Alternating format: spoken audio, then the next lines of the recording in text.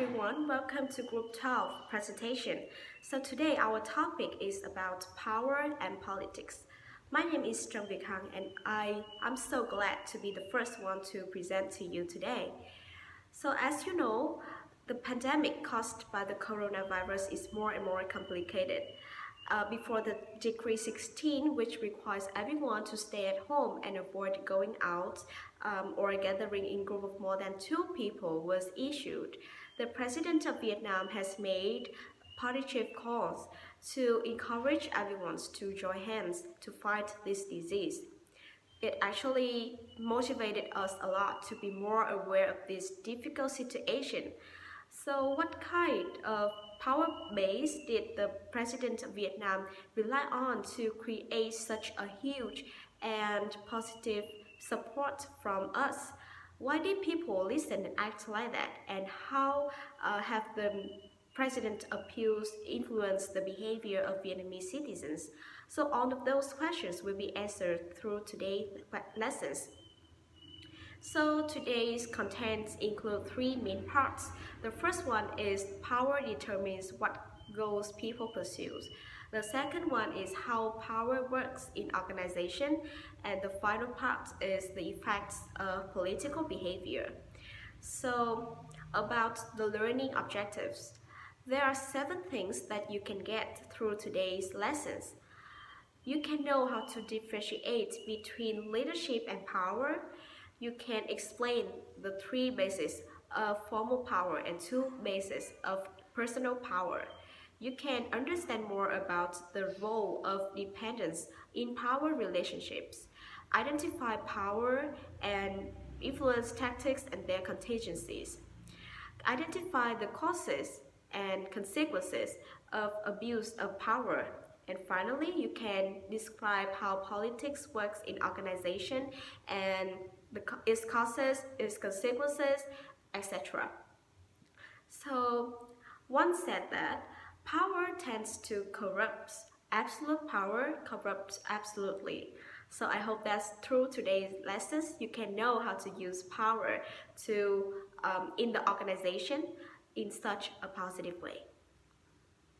So let's jump right into the first part. I will give you some basic information to help you identify and differentiate between power and leadership. So power is defined as a capacity that A has to influence the behavior of B so that B can act in accordance with A's wishes. The most important aspect of power is that it is a function of dependence. So the greater B's dependence on A, the greater A's power in the relationship. So dependency is B's relationship to A when A possesses something that B requires. So when you exercise power, you have influence. And influence is expressed by others' behavioral response to your exercise of power. To clarify what I mean, I will give you an example. If you are studying university on funds provided by your parents, it means that you depend on them in terms of money, right?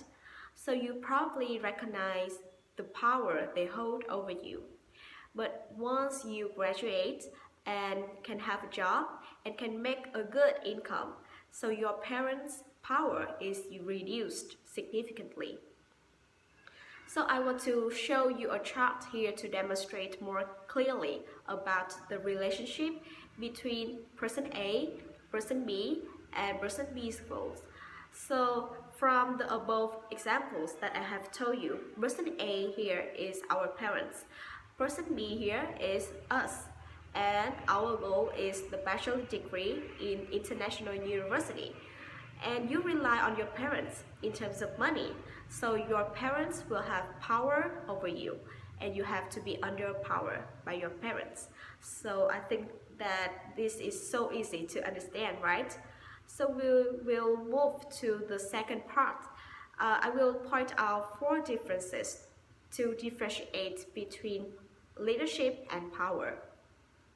The first one is leadership focuses on goal achievement, while power is used as a mean for achieving goals.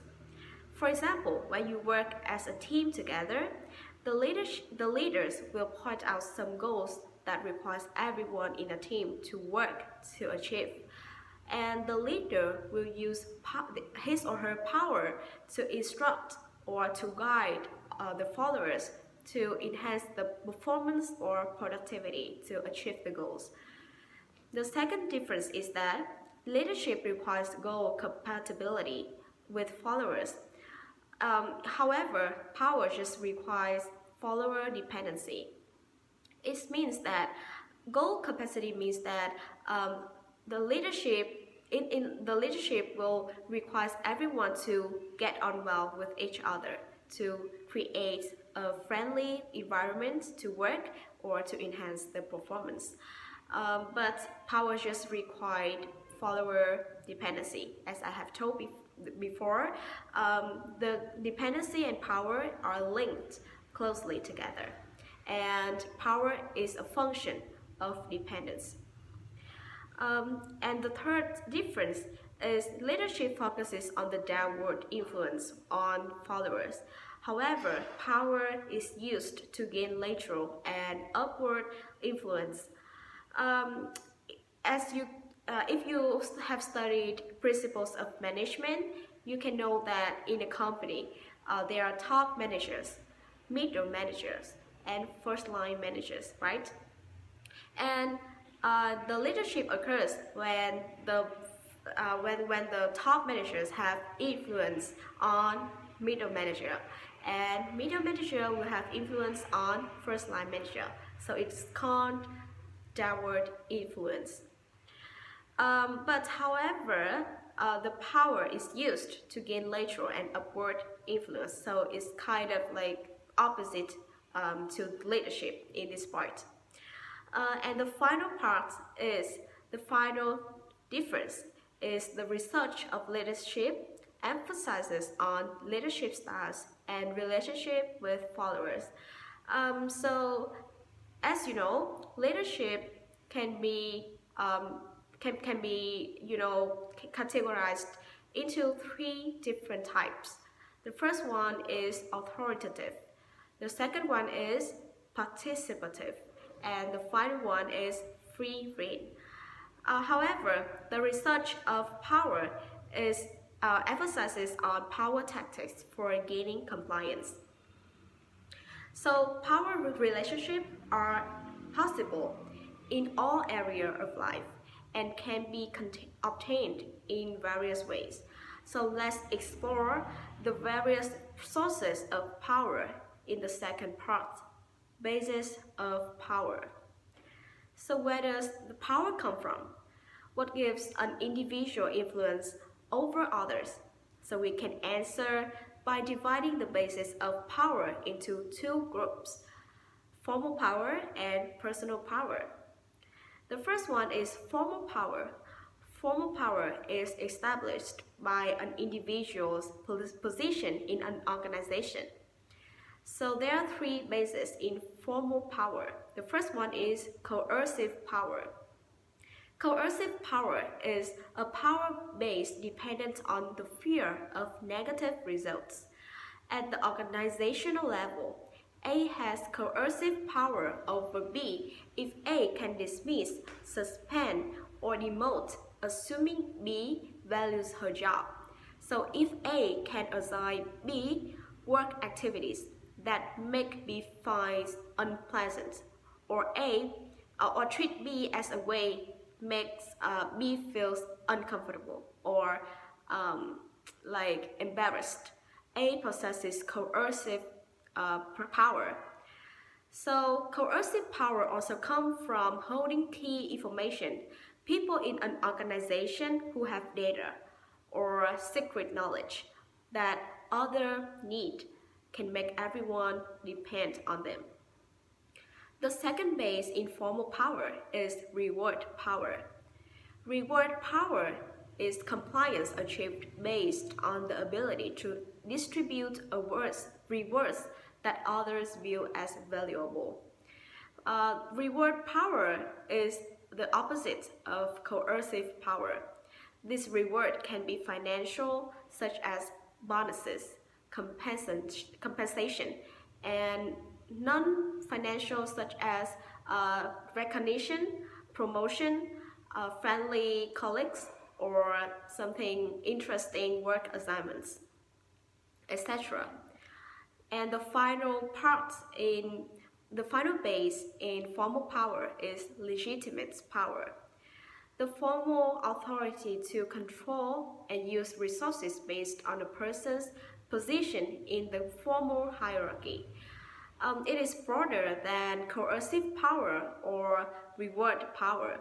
Specifically, it includes members' acceptance of the authority of a hierarchical position. In general, when schools principals, bank presidents, or army captains speak, teachers, tellers, and first lieutenants will comply. So let's come to personal power. Personal power is power that comes from an individual's unique characteristics. So there are two bases of personal power: expertise and the respect and admiration of others. Personal power is not mutually exclusive from formal power, but it can be independent. So there are two bases. The first is expert power. Expert power is influence based on the special skills or knowledge. For example, we usually follow the instructions of doctor's advice because the doctor are the expert in that field, right? The second base is referent power, the influence based on possession by an individual of desirable resources or personal traits. It means like, if I like, I respect, or I admire you, so you can exercise power over me because I want to please you. So this is the concept of referent power. So the question here is, which bases of power are most effective? So before answering this question, I want to summarize to you these five kinds of power bases and the consequences of each kind. So firstly, coercive power. This can be considered as the potential damage of the company because it can create the resistance. The second is reward power and legitimate power. It can create compliance. But the referent power and expert power can create commitment between colleagues, between employees. So a lot of research have shown that through among five power bases that I have told you, referent power and expert power are the most effective. In other words, you can say that personal power are the most effective. So that's the end of my part, and I would like to invite my friends, my teammates, to continue our presentation.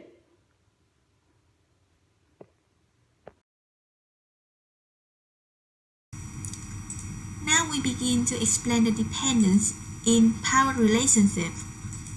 People have the postulate that the greater B is dependent on A, the more power A has over B.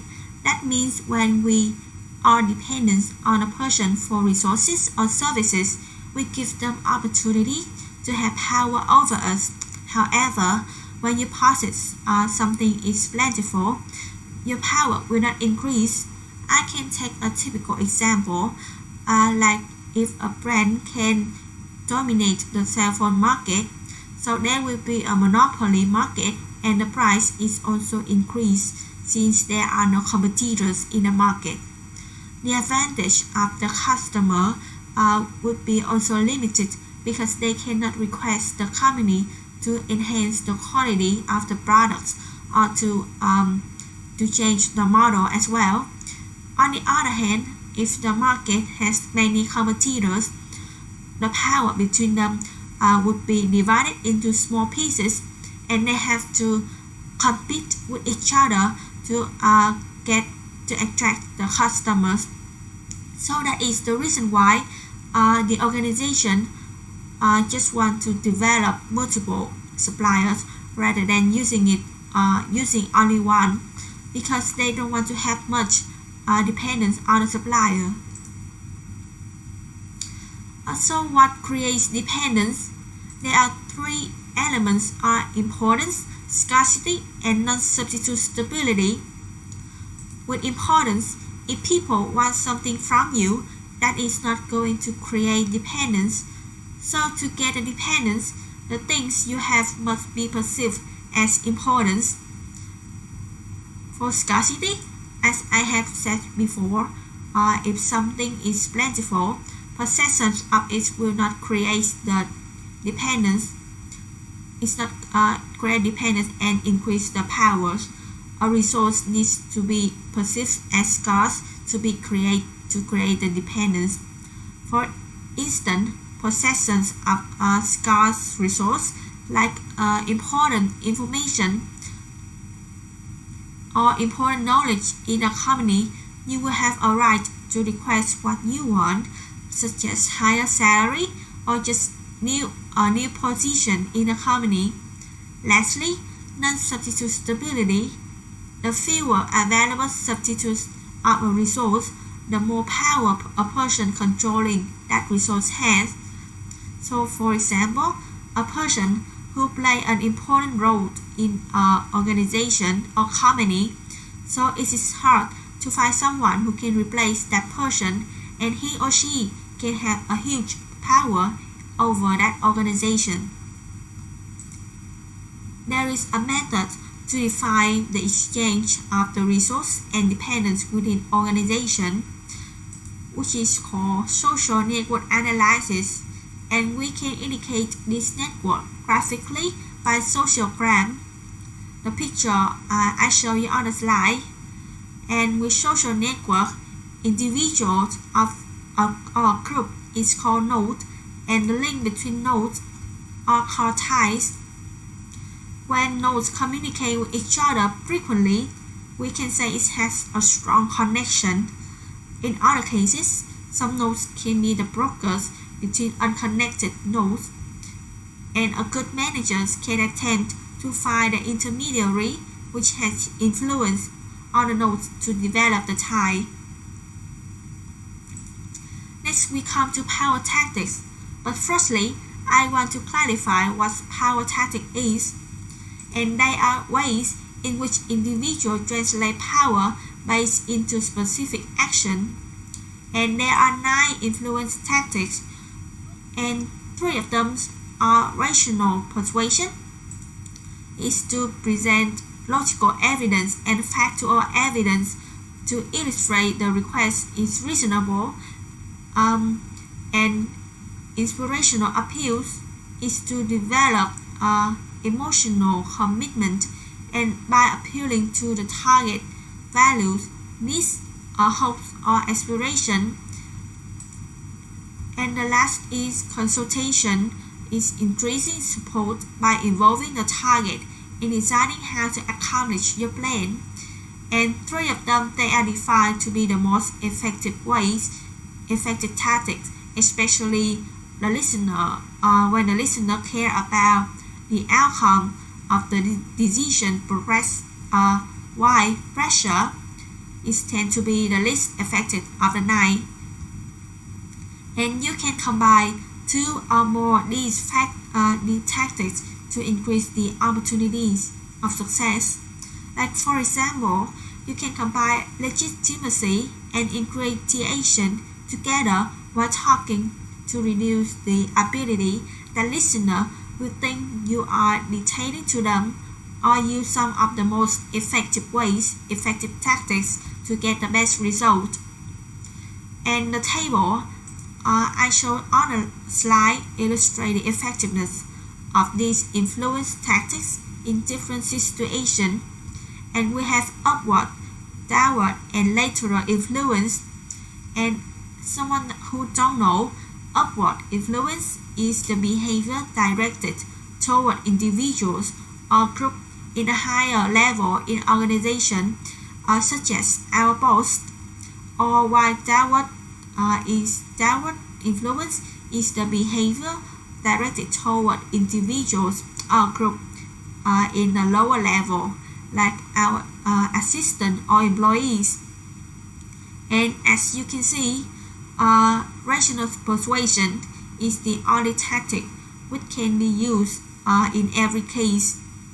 And inspirational appeals will work best when you communicate with employees or assistants, and the pressure just can be used in this case in downward influence, because of course you can talking with your boss when you use that tactics. And people tend to use the softer tactics at the beginning, and if it fails, they will choose the harder tactics later, but it will contain risk and lower chance to success. A rational person will know how to combine the soft tactics and the hard one to optimize the use of these power tactics. And preference for power tactics varies across among countries. We can divide them into two groups: is individualist and collectivist country.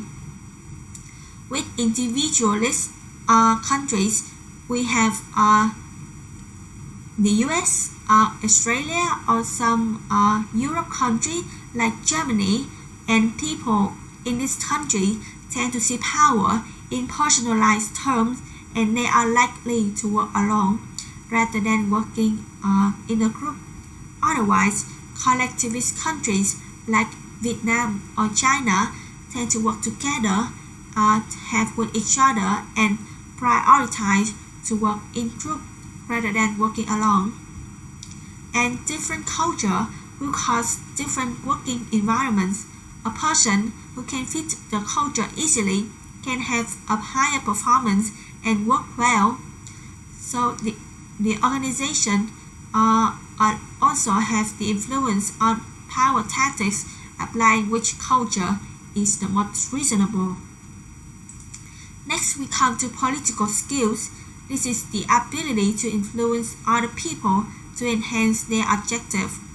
This skill will be optimized if you use it and to combine with influence tactics that I have mentioned above, and with the individuals who believe to have a contribution to the outcome significantly. But however, we have to notice to use these skills in some situations that have to be in a fair and distributive justice, or we can have a negative effect on the organization. Okay, so up to now we have already known what power is and how to acquire it. Now we will move to the next part, how power affects people. Power does have both negative and positive aspects. However, when it comes to power, we usually think of the corrupting effects of it first. Like those who hold power have the tendency to place their own interests ahead of others' needs or goals, not only because they have the power so they can do whatever they want, but also because power liberates them to focus inward and place greater weight on themselves. They also objectify others, which means use them as tools to achieve their goals. And just as people often hold on to power to fulfill what they want, when they feel something is threatening their competence, they will try to protect it at any price, which sometimes leads to negative and unethical actions. In addition, as they hold to power, they might also think that they have the right to judge people and denigrate others. Power sometimes causes people to make overconfident decisions as well. However, because all individuals are different, power also affects us differently. Let's consider some power variables. The first one is the wielder's personality. It plays a key role in determining the toxic effects of power. Research shows that those who have an anxious personality are less likely to think that power benefits them. So, in this case, power is less likely to corrupt.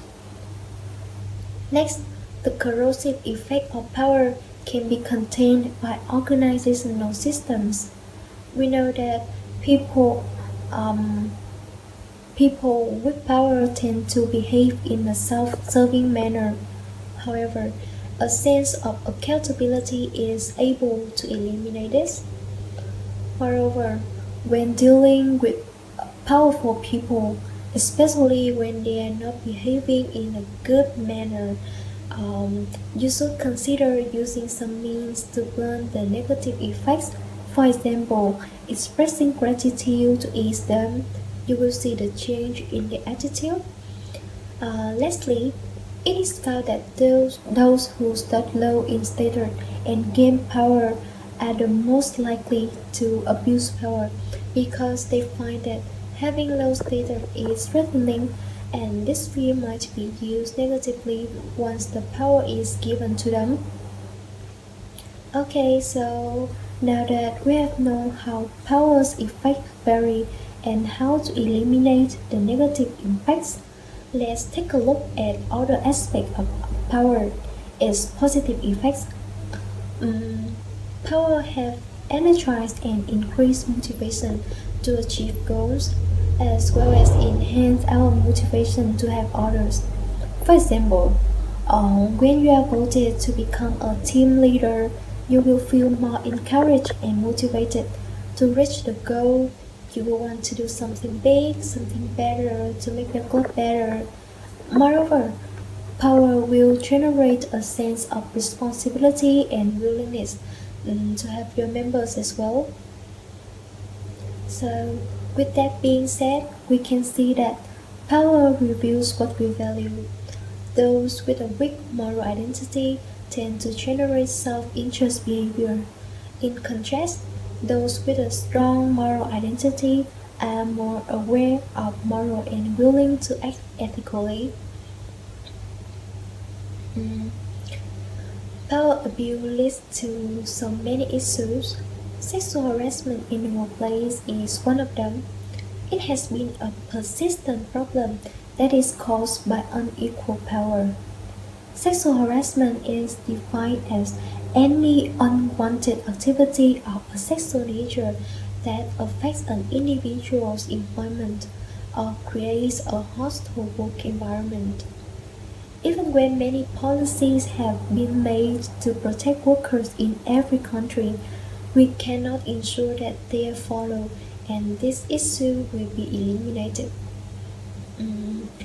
Sexual harassment is more prevalent in male-dominated societies. To a certain extent, Vietnam is also a male-dominated one. Although official figures on sexual harassment at the workplace are not readily available in Vietnam, according to a study by the Fairwear Foundation and Care International, nearly half, about 43% of 763 women interviewed in factories in 3 Vietnamese provinces said they had suffered at least one form of violence or harassment in the previous year. However, it is even more shocking to see that since 2013, not a single case of sexual harassment in the workplace has been brought to court in Vietnam, and complaints about sexual harassment remain rare. Another study found that the fear of reprisals prevent victims from speaking out, and many victims lack knowledge about their rights and the procedures. And many of the victims only seek help or report when harassment escalates to serious sexual assault. Sexual harassment is disproportionately prevalent for women in certain types of jobs. For example, females working in the restaurant and tourism industry. They can be sexually harassed by their co-workers or customers. For example, when you go to a random restaurant or pub, you might catch a drunk man being impolite and saying rude words to a waitress, right? Mm, Sexual harassment is more likely to occur when there are large power differentials because they present an unequal power relationship, thus results in formal power, which allow the supervisor to reward and coerce. Sexual harassment is really hard to cope with. However, it can be avoided, and the manager's role is extremely important. Mm, every manager should firstly make sure an active policy define what constitutes sexual harassment, inform employees that they can be fired for inappropriate behavior, and establish procedures for making complaints. Secondly, reassure employees that they will not encounter retaliation if they file a complaint. And thirdly, investigate every complaint and inform the legal and human resources departments. The next one is make sure offenders are disciplined or terminated. And the last one is set up in-house seminars to raise employees' awareness of sexual harassment issues. Mm, every manager needs to know that they have the responsibility to protect their employees, and being aware of the harassment and taking proper actions make both the managers and the company liable. In these sessions, we will talk about political power in actions. There are three main parts. First, we will explore politics and political behavior, followed by definitions of organizations politics, and finally, the realities of politics. In the first part, we will learn about what is politics and political behaviors, the way in which politics is formed. Politics refer to the ways people gain and use power in organizations. Whenever people get together in groups, power will be exerted. People in organizations want to connote a niche to exert influence, earn reward, and advance their careers. If they convert their power into actions, we describe them as being inert in politics. And now we turn to political behavior.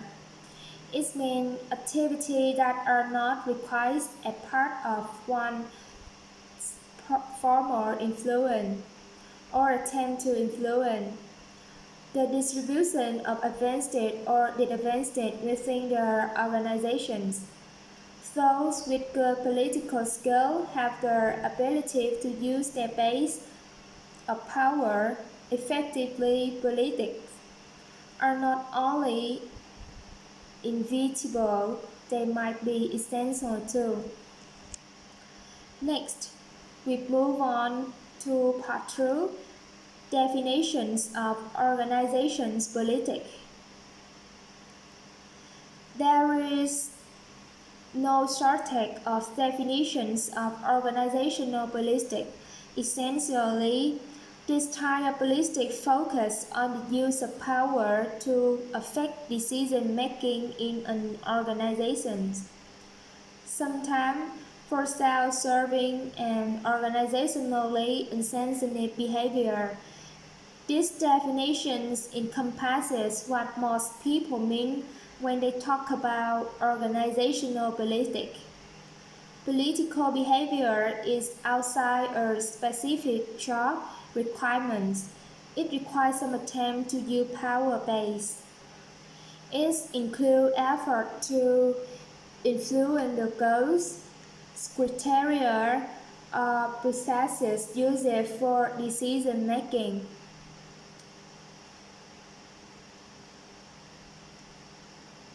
Our definition is broad enough to include varied political behavior, such as withholding key information from decision-maker, truming coalitions, whistleblowing, spreading rumor, leaking confidential information to the media, exchanging favor with others for mutual benefit, and lobbying on behalf of or against a particular individual decision authoritative. In this way, political behavior is often negative, but not always. Concerned with distribution of advantage or disadvantage within the organizations. Finally, let's learn about the reality of politics. Interview with experienced managers, so most believe political behavior is a major part of organizational life. Many managers report some use of political behavior is ethical, as long as it doesn't directly harm anyone else. They describe police state as necessary and believe someone who never used political behavior will have a hard time getting things done. Most also indicate they have never been trained to use political behavior effectively. But why? You may wonder. More politic is it? Isn't it possible for the organization to be politically free? It's possible, but unlikely. Organizations have individuals and groups with different values, goals, and interests. This set up the potential for conflict over the allocation of limited resources, such as budgets, workspace, salary, and bonus pools. If resources were abundant, on constituency within an organization could satisfy their goals, but they are limited. Not everyone's interests can be satisfied. Furthermore, gain by one individual or groups are often received as coming at the expense of order within the organizations, whether they are or not. The force create competitions among members for the organization's limited resources. Therefore, police state is a natural resources of resource scarcity. Limited resources lead to competition and political behavior. Judgment on quality of resources distribution differ markedly based on the observer's reception, like blaming others or fixing responsibility, covering your rear or documenting decisions. Perfectionists or attentive to detail.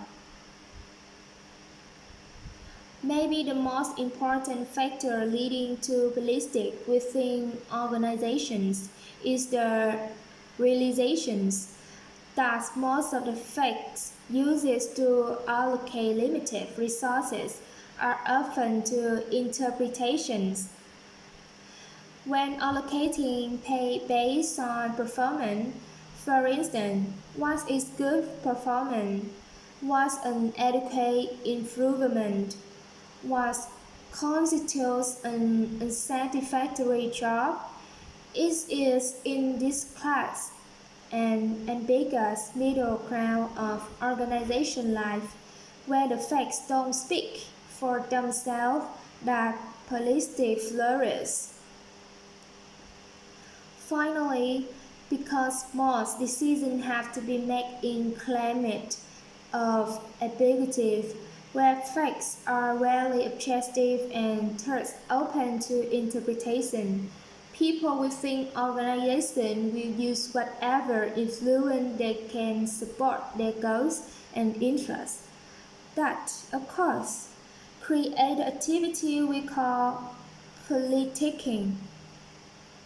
One person's selfless effort to benefit the organizations is seen by another as a balanced attempt to further his or her interests.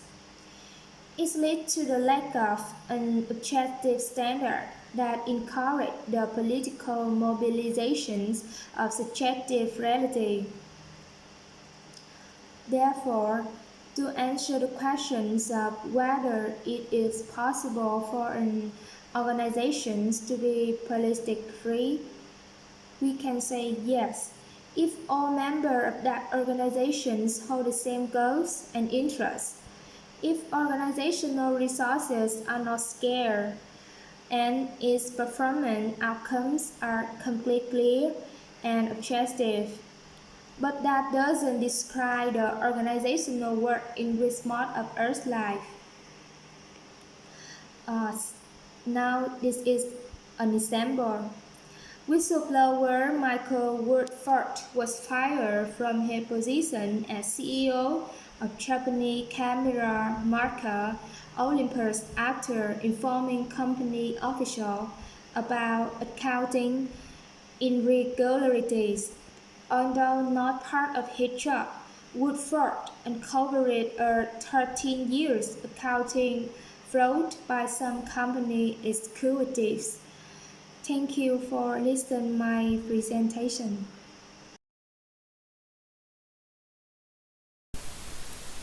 So, for this final part, we are going to explore causes and consequences of political behavior in accordance to 5 small parts, which are contributing factors, implied response, impression management, ethics of behaving politically, along with mapping your personal political career.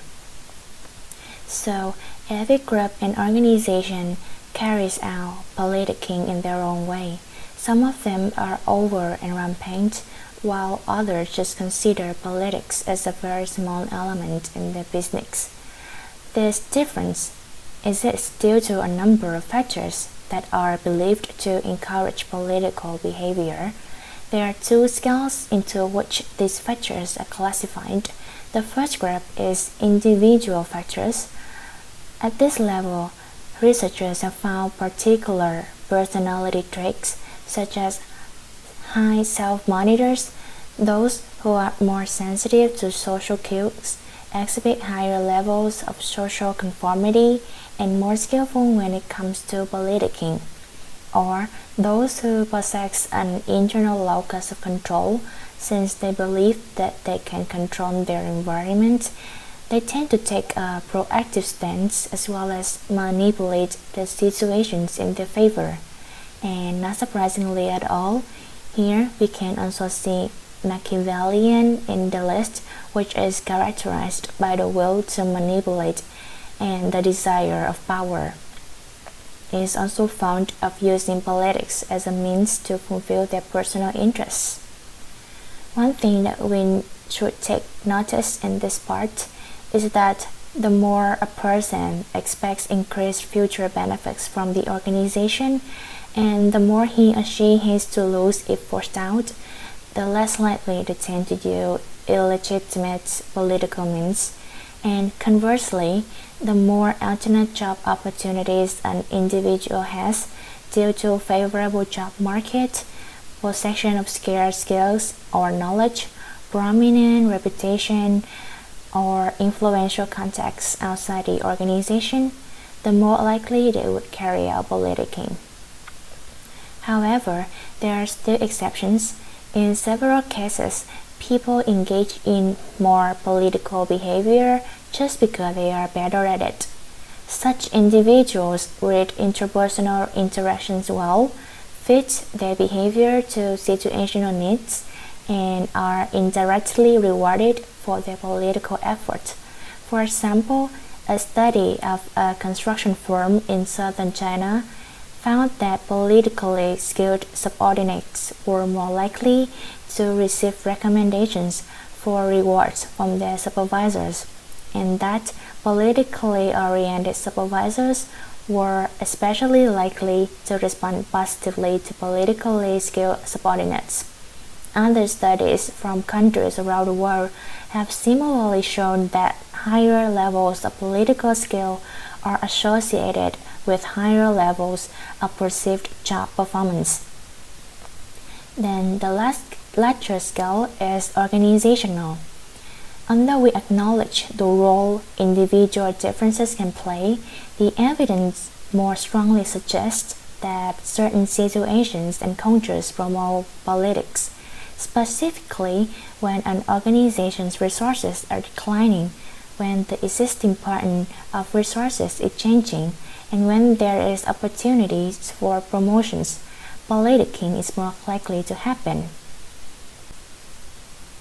Culture is characterized by low trust, role ambiguity, unclear performance evaluation systems, zero-sum or win-lose reward allocation practices, democratic decision-making, high pressure for performance, and self-serving senior managers will also create breeding grounds for politicking. Because political activities are not required as a part of the employee's formal role, the greater the role ambiguity, the more employees can engage in unnoticed political activity. Role ambiguity means the prescribed employee behaviors are not clear. There are, as a result, fewer limits to the scope and functions of the employee's political actions. The more an organizational culture emphasizes the zero-sum or win-lose approach to reward allocations, the more employees will be motivated to engage in politicking. The zero-sum approach treats the reward pie as fixed, so any gain one person or group achieves comes at the expense of another person or group. For example, if $15,000 is distributed among 5 employees for raises, any employee who gets more than $3,000 take money away from one or more of the others. Such a practice encourages making others look bad and increasing the visibility of what you do. There are also political forces at work in the relationships between organizations, where politics work differently depending on the organizational cultures. One study showed when two organizations with very political environments interacted with one another, the political interactions between them hurt performance in collaborative projects. On the other hand, when companies with less internal political behavior interacted with one another, even political disputes between them did not lead to lower performance. In collaborative projects, this study shows companies should be wary of forming alliances with companies that have high levels of internal political behavior. Then, what about people's reactions toward organizational behavior? For most people who have modest political skills or are unwilling to play the politics game, outcomes tend to be predominantly negative. And when it becomes too hard to handle, it can lead to employees quit. There are some qualifiers. First, the politics performance relationship appears to be moderated by an individual's understanding of the hows and whys of organizational politics. Researchers noted an individual who has a clear understanding of who is responsible for making decisions and why they were selected to be the decision makers would have a better understanding of how and why things happen the way they do than someone who does not understand the decision-making process in the organization. When both politics and understanding are high, performance is likely to increase because these individuals see political activity as an opportunity. This is consistent with what you might expect for individuals with well-honed political skills, but when understanding is low, individuals are more likely to see politics as a threat, which can have a negative effect on job performance. Second, political behavior at work moderates the effects of ethical leadership. One study found male employees were more responsive to ethical leadership and showed the most citizenship behavior when levels of both politics and ethical leadership were high.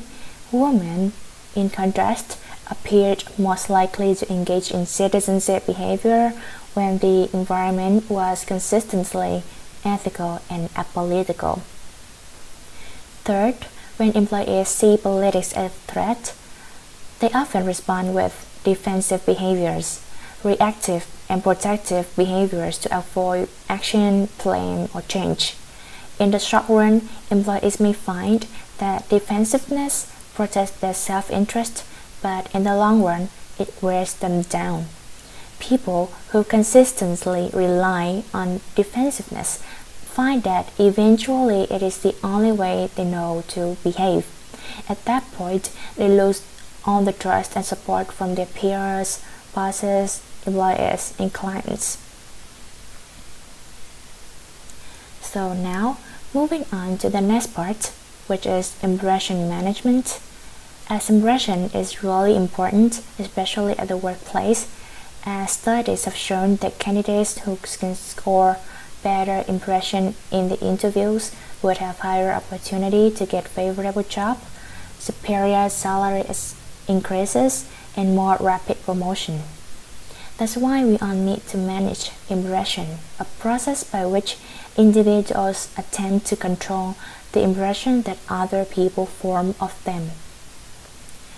So I want to introduce to you guys some of the techniques that you can use to manage your impression on other people. So the first one is conformity, which is agreeing with someone else's opinion to gain his or her approval.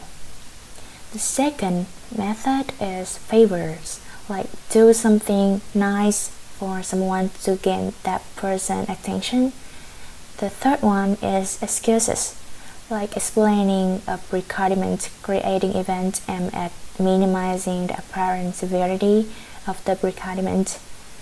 And the next one is apologies, which is to admit responsibility for an undesirable event and simultaneously seeking to get a pardon for the action. The next one is self-promotion, which is highlighting your best qualities, downplaying your deficits, and calling attention to your achievements. Next one is enhancement, which is claiming that something you did is more valuable than most other members of the organization would think. The next one is flattery, like complimenting others on their virtues in an effort to make yourself appear perceptive and likable. And the last one is exemplification, which is doing more than you need to show how dedicated and hardworking you are. Most of the studies to test the effectiveness of impression management techniques have related them into two criteria: interview success and performance evaluations. Let's consider each of them. So the first one is interviews.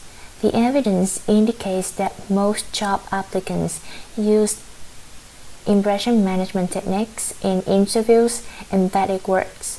To develop a sense of how effective different techniques are in interview, one study grabbed data from thousands of recruiting and selection interviews into appearance-oriented efforts like looking professional, explicit tactics like flattering the interviewer or talking up your own accomplishments, and verbal cues like using positive terms and showing general enthusiasm. Across all of the dimensions, it was quite clear that impression management was a powerful predictor of how well people did. However, there was a twist. When the interviews were highly structured, meaning the interviewer's questions were written out in advance and focused on applicants' qualifications, the effects of impression management were substantially weaker. Manipulative behaviors like impression management are more likely to have an effect in ambiguous and unstructured interviews. Then, in terms of performance evaluations, the picture is quite different. Ingratiation is positively related to performance ratings, meaning those who ingratiate with their supervisors get higher performance evaluations. However, self-promoting appears to backfire. Those who self-promote actually may receive lower performance ratings. So why is there such a contrast between these two situations? Ingratiating always works because everyone, both interviewers and supervisors, likes to be treated nicely. However, self-promoting may work only in interviews and backfire on the job because whereas the interviewer has little idea whether you're blowing smoke about your accomplishments, the supervisor knows because it's his or her job to observe you. Now, let's move to the next part, which is about ethics of behaving politically. So, we first need to accept that it is quite difficult to tell apart ethical and unethical politicking. Here are some questions that can help you with this task. The first one is, what is the utility of engaging in the behavior? Does the utility balance out any harm done by the action? Does the action conform to standards of equity and justice? Answers can be skewed toward either ethical or unethical. When faced with an ethical dilemma regarding organizational politics, therefore, you should try to consider whether playing politics is worth the risk and whether others might be harmed by the process. If you have a strong power base, recognize the ability of power to corrupt. Remember, it's a lot easier for the powerless to act ethically if for no other reason than they typically have very little political discretion to exploit. So, mapping your political career. As we have seen that politics is not just for politicians, you can use the concepts presented in this chapter in some very tangible ways we have outlined in your organization. However, they also have another application, which is you. One of the most useful ways to think about power in politics is in terms of your own career. What are your ambitions? Who has the power to help you achieve them? What is your relationship to these people? The best way to answer these questions is with a political map, which can help you sketch out your relationships with the people upon whom your career depends. So as you can see on the political map that I show on the screen, the red circles mean that you do not have any connection with these people. The green circles indicates that you have strong connection with them, and a yellow circle means that you have like a loose, far connection with these people. So assume that your future promotion depends on 5 people in the map, including Jamie, your immediate supervisor. As you can see in the map, you have a close relationship with Jamie, who you would be in real trouble otherwise. You also have a close relationship with Zach in finance. However, with the others, you have either a loose relationship such as Len and none at all such as Gia or Marty. One obvious implication of this map is the need to formulate a plan to gain more influence over and a closer relationship with these people. But how might you do that? The map provides you a useful way to think about the power network. Assume the 5 individuals all have their own network. In this case, though, assume these aren't so much power networks like yours, as they are influence networks of the people who influence the individuals in power positions. One of the best ways to influence people is indirectly. Whether you played in a tennis league with Mark, Jamie's former co-worker, who you know remains friends with Jamie, to influence Mark in many cases may also be to influence Marty. Why not post an entry on CJ's blog? You can complete a similar analysis for the other 4 decision makers and their networks. So all of this may seem a little bit Machiavellian to you, right? But remember, only one person gets the promotion, and your competition may have a map of his or her own. As we noted in the early part of this chapter, power and politics are a part of organizational life. To design not to play is designing not to be effective. Better to be explicit with a political map than to proceed as if power and politics didn't matter. So now coming to our summary, I would like to call up again some of the main points. The first one is to maximize your power, increase others' independence on you. For instance, increase your power in relation to your boss by developing a needed knowledge or skill for which there is no ready substitute. Second, expert and reverent power are far more effective than coercion because people tend to respond differently to different power paces. Expert and reference power will bring about greater employee motivation, performance, commitment, and satisfaction. It also leads to personal power basics, not the organization as a whole. The third point is effective managers accept the political nature of organizations. Some people are far more politically astute than others, meaning that they are aware of the underlying politics and can manage impressions. Those who are good at playing politics can be expected to get higher performance evaluations and hence larger salary increases and more promotions than the politically naive. The politically stated are also likely to exhibit higher job satisfaction and be better able to neutralize job stressors. So that is also the end of our chapter 13, which is about politics and their values. Thank you all for your listening and attention.